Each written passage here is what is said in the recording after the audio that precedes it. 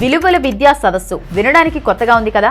నిజం. మన ప్రభుత్వ పాఠశాలల్లో పాఠాలే కాదు, ఇప్పుడు విలువలు కూడా బోధిస్తారు. ఆధ్యాత్మిక ప్రసంగాలతో ప్రజలను సన్మార్గంలో నడిపిస్తున్న ప్రముఖ ప్రవచనకర్త శ్రీ చాగంటి కోటేశ్వరరావు గారితో చిన్నారులకు నైతిక విలువలు నేర్పించాలని కూటమి ప్రభుత్వం నిర్ణయించింది. ముఖ్యంగా విద్యాశాఖ మంత్రిగా వ్యవహరిస్తున్న యువనేత నారా లోకేష్ ఆలోచనలకు కార్యరూపమే విలువల విద్యా సదస్సు. లోకేష్ విద్యామంత్రి అయ్యాక పాఠశాల విద్యాశాఖలో సమూల మార్పులు తీసుకొస్తున్నారు. గత ప్రభుత్వంలో బడి గుడి అన్న తేడా లేకుండా రాజకీయం చేస్తే ఇప్పుడు పిల్లలకు పాఠాలు, నైతిక విలువలు, క్రమశిక్షణకు పెద్దపీట వేస్తున్నారని అంటున్నారు. మెగా పేరెంట్ టీచర్ మీటింగ్స్ తో పాటు పిల్లలను విద్యా విజ్ఞాన విజయాలను బోధించాలని విమానాల్లో ఢిల్లీ కూడా తీసుకువెళ్తున్నారు.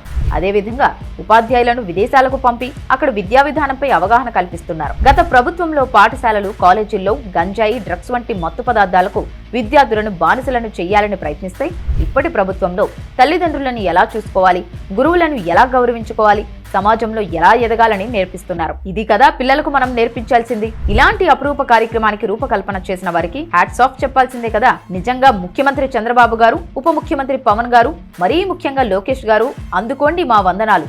ధన్యవాదాలు సార్. ఇలాంటి మార్పు తెచ్చినందున మా పిల్లల తరపున జన్మ జన్మలకు మీకు రుణపడి ఉంటామంటూ ఆనంద భాష్పాలు చిందిస్తున్నారు తల్లిదండ్రులు.